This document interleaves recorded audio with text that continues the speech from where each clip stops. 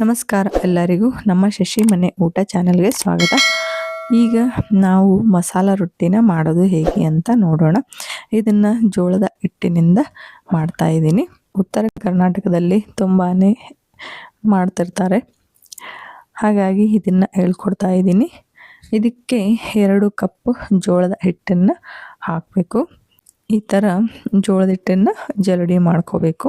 ಯಾರೆಲ್ಲ ಇನ್ನೂ ನಮ್ಮ ಚಾನಲ್ಗೆ ಸಬ್ಸ್ಕ್ರೈಬ್ ಮಾಡಿಲ್ಲ ಸಬ್ಸ್ಕ್ರೈಬ್ ಮಾಡಿ, ಬೆಲ್ ಐಕಾನ್ ಆನ್ ಮಾಡಿ, ನಮ್ಮ ಎಲ್ಲ ವಿಡಿಯೋಗಳು ನಿಮಗೆ ತಲುಪುತ್ತವೆ.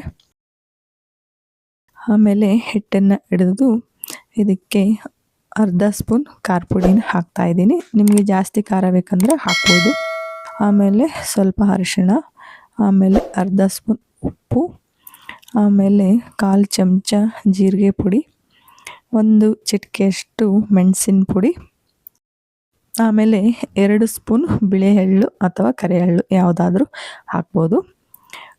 ಎಳ್ಳು ಹಾಕೋದ್ರಿಂದ ತುಂಬ ಟೇಸ್ಟಿಯಾಗಿ ಬರ್ತಾವೆ ರೊಟ್ಟಿ, ಹಾಗಾಗಿ ಇದನ್ನು ಹಾಕ್ತಾ ಇದ್ದೀನಿ.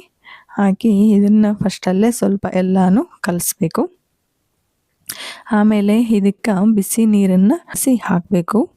ಕುದಿಯೋ ನೀರನ್ನು ಹಾಕಬೇಕು, ಅಂದರೆ ರೊಟ್ಟಿ ಚೆನ್ನಾಗಿ ಬರ್ತಾವೆ ಬಡಿಲಿಕ್ಕೆ. ಈ ಥರ ಬಿಸಿ ನೀರನ್ನು ಹಾಕಿ ನೋಡಿ ಕಲಿಸ್ಬೇಕು.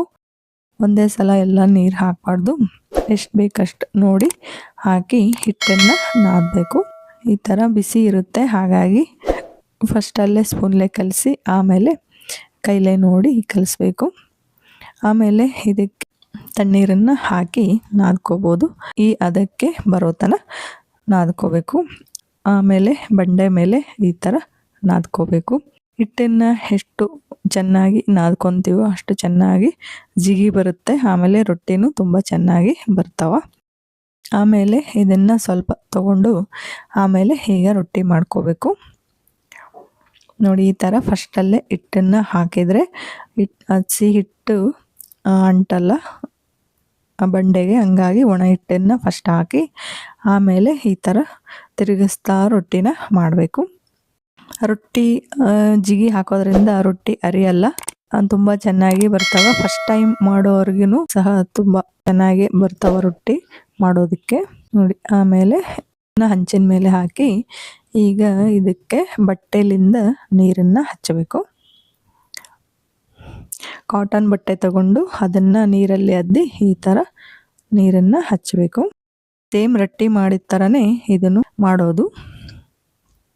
ನೋಡಿ, ಈ ಥರ ಸುಟ್ಟಿದೆ. ಆಮೇಲೆ 2 ಸೈಡು ಚೆನ್ನಾಗಿ ಸುಟ್ಟರೆ ಮಸಾಲ ರೊಟ್ಟಿ ರೆಡಿ. ಇವು ತುಂಬಾ ಟೇಸ್ಟಿಯಾಗಿ ಇರ್ತಾವೆ. ಇದನ್ನೊಂದು ಸಲ ನೀವು ಟ್ರೈ ಮಾಡಿ ಹೇಗಾಯ್ತಂತ ನನಗೆ ಕಾಮೆಂಟಲ್ಲಿ ತಿಳಿಸಿ. ನೋಡಿ, ಈ ಥರ 2 ಸೈಡು ಚೆನ್ನಾಗಿ ಸುಟ್ಟರೆ ಆಯಿತು. ಈ ರೊಟ್ಟಿ ಜೊತೆ ಮೊಸರು ಆಮೇಲೆ ಶೇಂಗಾ ಪುಡಿನೂ ತಿನ್ಬೋದು. ಆಮೇಲೆ ಎಲ್ಲ ತರಹದ ಕಾಯಿಪಲ್ಯ ಜೊತೆನೂ ಇದನ್ನು ಉಣ್ಬೋದು. ಒಂದೇ ತರಹ ರೊಟ್ಟಿ ತಿಂದು ಬೋರ್ ಆಗಿರುತ್ತೆ, ಹಾಗಾಗಿ ಈ ಥರ ಡಿಫ್ರೆಂಟಾಗಿ ಮಾಡಿಕೊಟ್ರೆ ತುಂಬ ಟೇಸ್ಟಿಯಾಗಿರ್ತಾವೆ. ಮಕ್ಕಳು ಸಹ ತುಂಬ ಇಷ್ಟಪಟ್ಟು ರೊಟ್ಟಿನ ತಿಂತಾರೆ. ಈ ವಿಡಿಯೋ ನಿಮಗೆ ಇಷ್ಟವಾಯಿತು ಅಂತ ಅನ್ಕೊತೀನಿ. ಈ ವಿಡಿಯೋಗೆ ಲೈಕ್ ಮಾಡಿ, ಶೇರ್ ಮಾಡಿ ಮತ್ತು ಸಬ್ಸ್ಕ್ರೈಬ್ ಮಾಡೋದನ್ನು ಮರಿಬೇಡಿ. ಧನ್ಯವಾದಗಳು.